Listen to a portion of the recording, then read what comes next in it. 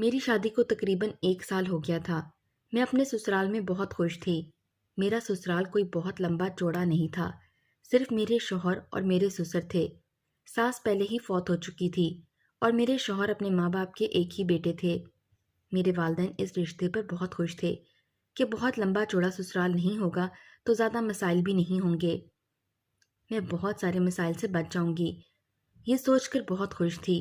اور یہ سچ تھا کہ وہ دونوں بہت ہی اچھے تھے اور میرے سسر کو کھانا پکانے کا بہت شوق تھا، اور شوہر اور سسر کے کام پر جانے کے بعد میں گھر پر اکیلی ہوتی تھی۔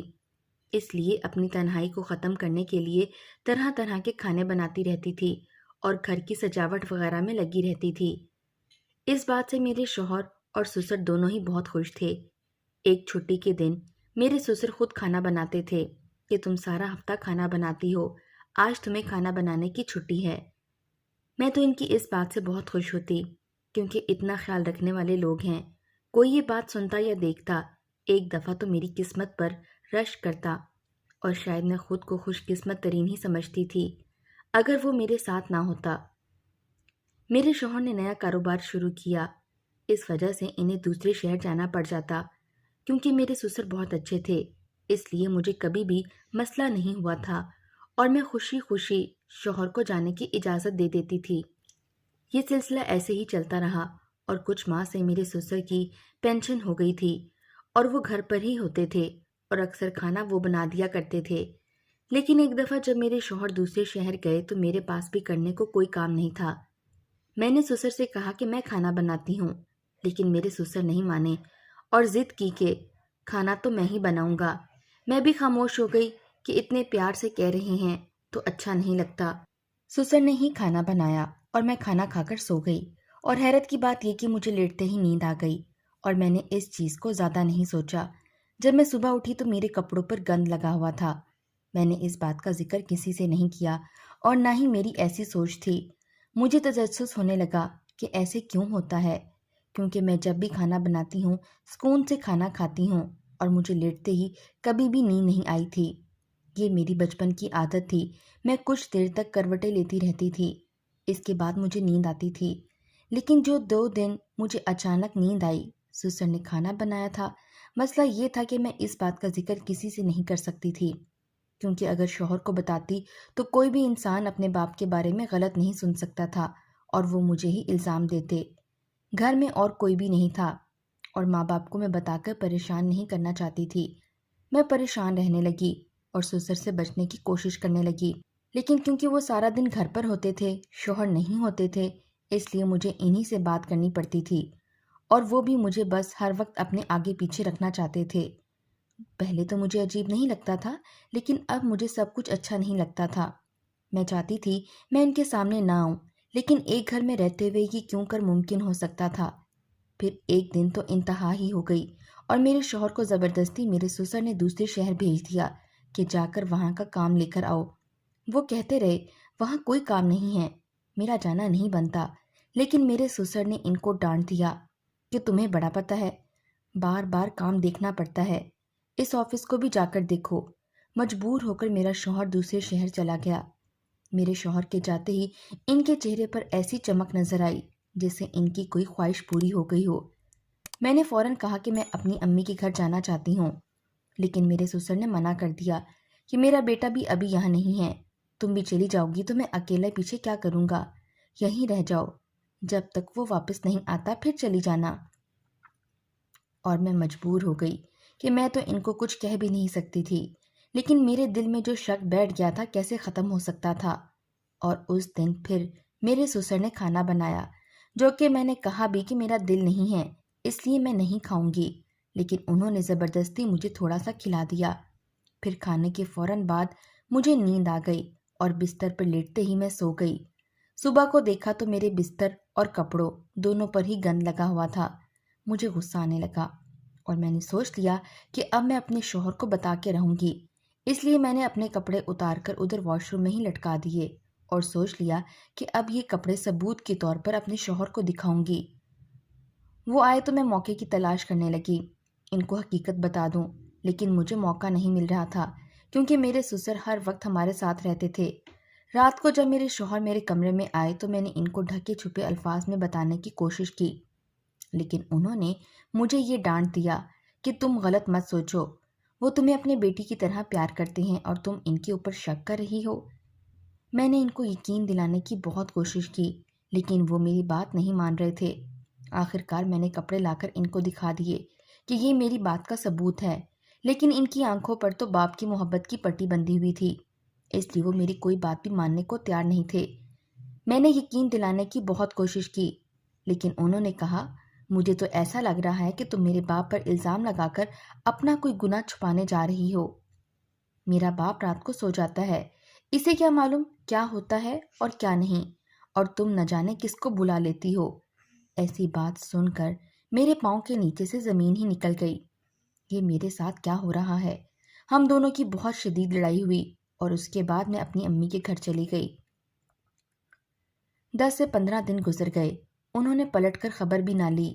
اب تو گھر میں سب نے مجھ پر سوال شروع کر دیے تھے کہ پہلے تو تم کبھی اتنے دن نہیں رہی، کیا ناراض ہو کر آئی ہو؟ اب میں ان کو کیا بتاتی کہ میرے ساتھ کیا ہوا ہے؟ غلط بھی میرے ساتھ ہی ہوا اور میرے شوہر نے میرا یقین بھی نہیں کیا، لیکن میں ان سب کو پریشان نہیں کرنا چاہتی تھی، اس لیے خاموش تھی۔ میں دیکھنا چاہتی تھی کہ اب کون سا کھیل کھیلے گی میری زندگی میرے ساتھ۔ اور کچھ دن گزرنے کے بعد میرے سسر مجھے لینے کے لیے آ گئے کہ بیٹا اتنے دن ہو گئے ہیں، ابھی تم گھر نہیں آئی، اس لیے میں تمہیں لینے آیا ہوں۔ گھر خالی خالی لگ رہا ہے۔ ان کی اس محبت پر میرے گھر والے بہت خوش ہوئے، لیکن میں تو ان کے ساتھ نہیں جانا چاہتی تھی، کیونکہ میں تو ان کے بیٹے سے ناراض ہو کر آئی تھی۔ میرے سسر کو بھی شاید معلوم تھا کہ ہماری لڑائی ہوئی ہے، اس لیے انہوں نے مجھے کہا کہ بیٹا جو بھی مسئلہ ہے دونوں بیٹھ کر حل کر لینا، اتنا ناراض ہو کر بیٹھ جانا مسئلے کا حل نہیں۔ وہ سمجھاتے مجھے اپنے ساتھ لے گئے۔ میں مجبور تھی کہ والدین کو کچھ بھی نہیں بتا سکتی تھی، اس لیے مجھے ان کے ساتھ جانا پڑا۔ گھر واپس آ گئی، لیکن میرے شوہر کا موڈ ٹھیک نہیں ہوا۔ انہوں نے مجھے جتا دیا کہ جس سسر پر تم الزام لگا رہی تھی وہی تمہیں گھر واپس لے کر آئے ہیں، ورنہ میں تو تمہیں کبھی گھر واپس نہیں لے کر آنا چاہتا تھا۔ میری کوئی غلطی نہ ہوتے ہوئے بھی صرف گھر کو بچانے کے لیے مجھے ان سے معافی مانگنی پڑی اور بہت مشکل سے سب کچھ ٹھیک ہوا۔ اب میں خاموش رہنے لگی تھی اور اپنے شوہر سے کوئی بات بھی نہیں کرتی تھی، لیکن میرے سسر کی وہی روٹین تھی۔ وہ شوق سے کھانا پکاتے اور اکثر ان کا کھانا کھانے کے بعد مجھے نیند آ جاتی۔ یہ جو کچھ بھی تھا مجھے سمجھ نہیں آتی تھی کہ میں کیا کروں۔ میں جتنی بھی کوشش کر لیتی مجھے نیند آ ہی جاتی تھی۔ میں کسی سے بات بھی نہیں کر سکتی تھی، مجھے کچھ سمجھ نہیں آتی تھی۔ زندگی عجیب تر ہوتی چلی جا رہی تھی اور جیسا میں نے کبھی سوچا بھی نہیں تھا ویسی ہو گئی تھی۔ مجھے اپنے آپ سے گھن آنے لگی تھی۔ کیا کرتی اور کیا نہ کرتی، کیا تھی اور کیا بن بیٹھی ہوں۔ زندگی ایسے ہی گزر رہی تھی۔ میرے سسر کو بھی میری عادت کا اندازہ ہو گیا تھا، اس لیے مجھ سے زیادہ بات نہیں کرتے تھے، لیکن کھانا بنانے کا سلسلہ اسی طرح جاری تھا۔ اور حق اور سچ تو یہ ہے کہ میرے سسر کے ہاتھ میں بہت ذائقہ تھا۔ جو بھی ایک دفعہ میرے سسر کے ہاتھ کا کھانا کھا لیتا ان کا گرویدہ ہو جاتا، لیکن مجھے تو اب ان کے کھانے سے گھن آتی تھی۔ زندہ رہنے کے لیے کھانا کھانا ہی پڑتا تھا۔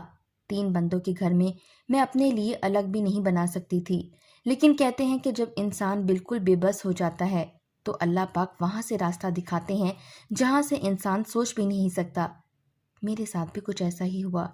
ایک بہت پرانی دوست جو کہ میرے ساتھ کالج میں پڑھتی تھی اور دوسرے شہر چلی گئی تھی، اپنے شوہر کے ٹرانسفر کی وجہ سے اس شہر میں واپس آ گئی اور ایک دن بازار میں خریداری کے دوران اچانک اس سے ملاقات ہو گئی۔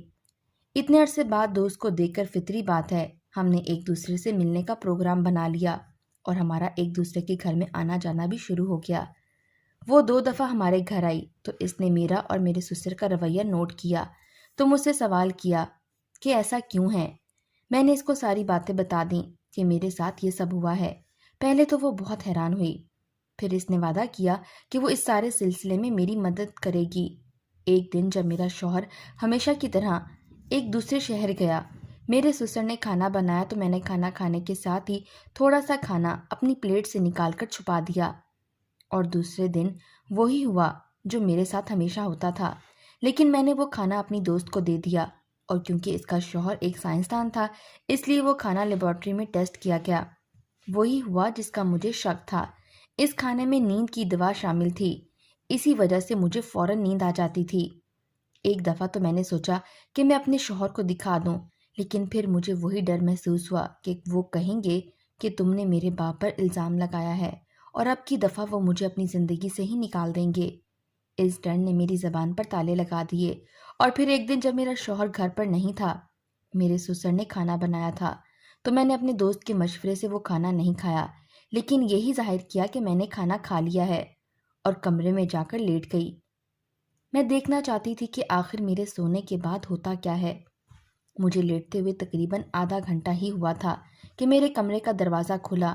میرے تو رونگٹے ہی کھڑے ہو گئے، لیکن میں خاموشی سے لیٹی رہی، کیونکہ آج مجھے اس راز سے پردہ ہٹانا تھا۔ میں نے دیکھا کہ میرے سسر میرے کمرے میں داخل ہوئے ہیں۔ میں نے سوچ لیا کہ اگر وہ میرے ساتھ کچھ الٹا سیدھا کریں گے میں شور مچا دوں گی، لیکن پھر میرے دماغ میں آیا اگر میں نے شور مچا دیا تو کوئی میری بات پر یقین نہیں کرے گا۔ اب تو مجھے خود پر غصہ آنے لگا کہ میں نے اس سارے راز سے پردہ اٹھانے سے پہلے فون کی ریکارڈنگ آن کیوں نہیں کرتی تھی۔ کم از کم یہ سب کچھ ریکارڈ تو ہو جاتا، لیکن جو ہونا تھا وہ ہو گیا۔ اب مجھے یہ دیکھنا تھا کہ میرے سسر کا اگلا قدم کیا ہوگا، اس لیے میں خاموشی سے لیٹی رہی۔ جب ان کو یقین ہو گیا کہ میں حقیقت میں سو چکی ہوں تو انہوں نے اپنا کام کرنا شروع کیا، اور میری تو روح ہی کانپ گئی اور سب کچھ دیکھ کر، لیکن میرے پاس اپنی بات کو ثابت کرنے کے لیے کوئی بھی چیز نہیں تھی، اس لیے میں شوہر کو نہیں بتا سکتی تھی۔ میں نے دوسرے دن دوست کو فون کیا اور سارا کچھ اس کو بتا دیا۔ وہ خود بھی سن کر حیران پریشان رہ گئی۔ اس نے مجھے کہا کہ تمہیں یہ سب کچھ اپنے شوہر کو بتانا ہی ہوگا، لیکن میرا ڈر مجھ پر پھر غالب آ چکا تھا۔ میں شوہر کو کچھ بھی نہیں بتا سکتی تھی۔ میں ایک بند گلی میں آ گئی تھی۔ اب مجھے سمجھ نہیں آتی تھی کہ میں کیا کروں۔ میری دوست نے میری مدد کرنے کی ٹھانی اور اس نے کہا کہ وہ خود میرے شوہر سے بات کرے گی۔ ایک دن موقع دیکھ کر اس نے ہم دونوں کو کھانے پر بلا لیا۔ میرے شوہر سے بات شروع کی تو بات سن کر میرے شوہر ہتے سے اکھڑ گئے۔ میرے شوہر اس سے ناراض ہو گئے، لیکن جب اس نے آرام سے کہا کہ دیکھیں، آپ اس بات کو جان لیں، اگر میری بات غلط ہے تو بے شک آپ اسے چھوڑ دیجیے گا، اور اگر یہ بات سچ ہوئی تو پھر آپ جو کرنا چاہیں کیجیے گا۔ میں نے اپنی پوری زندگی داؤ پر لگا دی تھی، اور اتنی بڑی شرط کے بعد میرا شوہر بھی راضی ہو گیا۔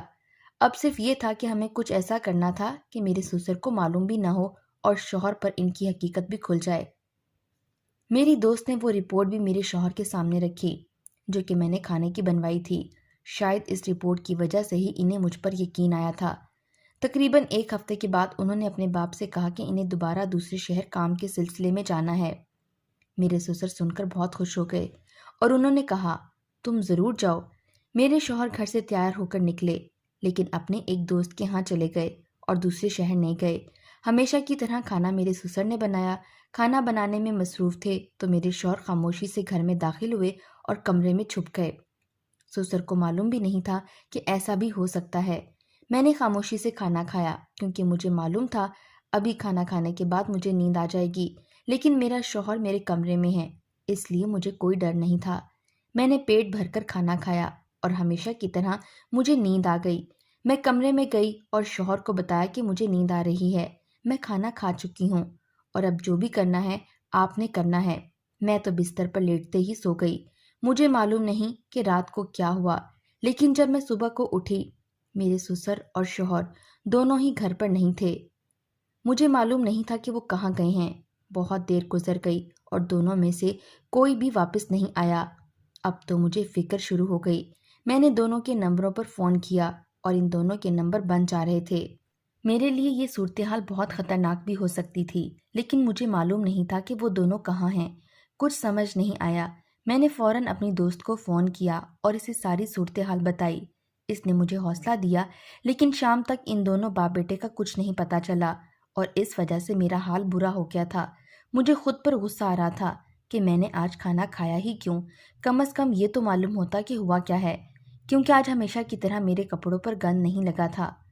مجھے بہت زیادہ فکر ستانے لگی کہ ایسا کیا ہوا ہے۔ شام سے رات ہو گئی لیکن میرے شوہر اور سسر کا کچھ علم نہ تھا۔ میری دوست بار بار کہتی کہ تمہیں پولیس میں رپورٹ کروانی چاہیے، لیکن میں پریشان تھی کہ پولیس کو کیا بتاؤں گی کہ وہ دونوں گھر سے کیوں اور کیسے غائب ہو گئے ہیں۔ اس لیے مجھے انتظار کرنا تھا لیکن اس بات کو 2 دن گزر گئے اور میرا شوہر اور سسر کا کوئی اتا پتہ نہیں تھا۔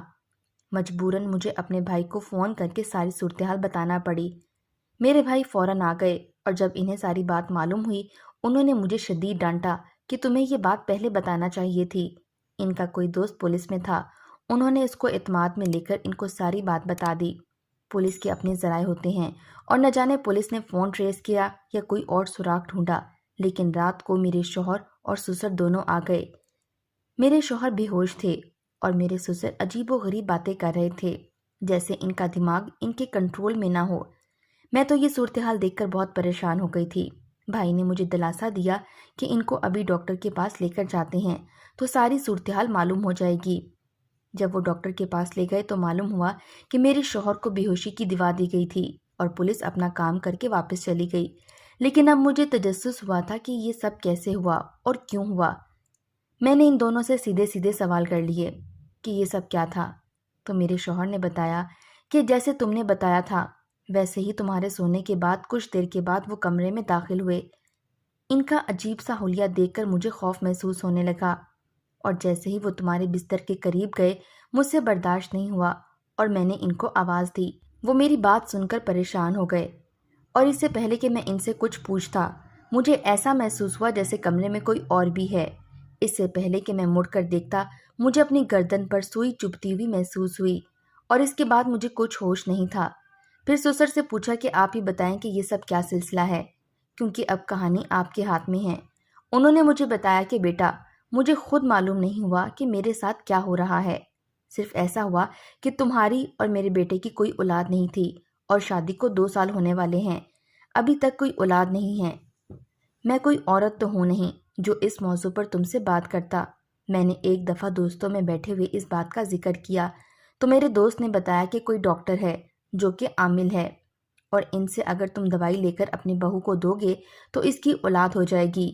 میں تو بس اولاد کی خاطر اس آدمی کے پاس گیا تھا، اور جس طرح وہ کہتا رہا میں کرتا رہا کہ نیند کی دوائی کھانے میں ملا دیا کر، اور اس کے بعد وہ مجھے مختلف عمل بتاتا رہا، وہ میں کرتا رہا۔ کبھی تمہارے اوپر سے گھما کر تمہارے ہاتھوں سے مرغی ذبح کروانی تھی تو کبھی کبوتر، کیونکہ تم بے ہوش ہوتی تھی تو تمہارا ہاتھ پکڑ کر یہ کام میں خود ہی کرتا تھا۔ وہ جو عجیب و غریب چیزیں مجھے بتاتا رہا اور میں بھی اپنی اولاد کی خوشی کرتا رہا۔ کبھی کبھار تو مجھے محسوس ہوتا کہ میرا دماغ کسی کے کنٹرول میں ہے اور میں وہ سب نہیں کرنا چاہتا تھا، لیکن پھر بھی مجھ سے خود بخود سب ہوتا چلا جا رہا تھا۔ اور جس رات میرے بیٹے نے مجھے آواز دی اس رات آخری عمل تھا، لیکن میرے بیٹے نے جیسے ہی مجھے آواز دی میں واپس پلٹا، اور اس کے بعد مجھے ایسا لگا جیسے میرا دماغ کسی کے قابو میں چلا گیا ہو، اور اب اس کے بعد مجھے کچھ یاد نہیں۔ لیکن اب ہمارے ہر سوال کا جواب اس ڈاکٹر کے پاس تھا، اس لیے میں اپنے سسر اور شوہر کو لے کر اس ڈاکٹر کے پاس چلی گئی، اور میرے بھائی نے فوراً اپنے پولیس والے دوست کو بھی اس سارے معاملے کی اطلاع دی، اور پولیس بھی پہنچ گئی۔ جب پولیس نے اس کو گرفتار کیا تو اس نے بتایا کہ وہ حقیقت میں صرف کالے جادو کا ماہر ہے۔ ڈاکٹر کا ناٹک اس لیے کرتا ہے کہ پڑھے لکھے لوگ جادوگروں کے پاس نہیں آتے۔ اور جس رات میرے شوہر میرے کمرے میں تھے آخری عمل تھا، اور وہ خود بھی کمرے میں موجود تھا۔ اس نے بتایا کہ آخری عمل سے میری روح اس کے قبضے میں چلی گئی تھی، اور میری جو بھی اولاد ہوتی وہ اسی کی قبضے میں ہوتی، لیکن شاید میری اور میرے شوہر کی نیت صاف تھی، اس لیے اللہ نے آخری لمحات میں میری مدد کی اور ہم اتنے بڑے مسئلے سے بچ گئے۔ اور وہ میرے سسر اور شوہر کو ساتھ لے کر گیا تھا، ان کی قربانی دینا تھی تاکہ جو عمل ادھورا رہ گیا تھا اس کو ٹھیک کیا جا سکے۔ کہا جاتا ہے کہ ہمیشہ آنکھوں دیکھا سچ نہیں ہوتا، اور ہم خوشی کی خاطر غلط کام بھی کر جاتے ہیں، تو خوشیاں صرف خدا سے مانگنی چاہیے۔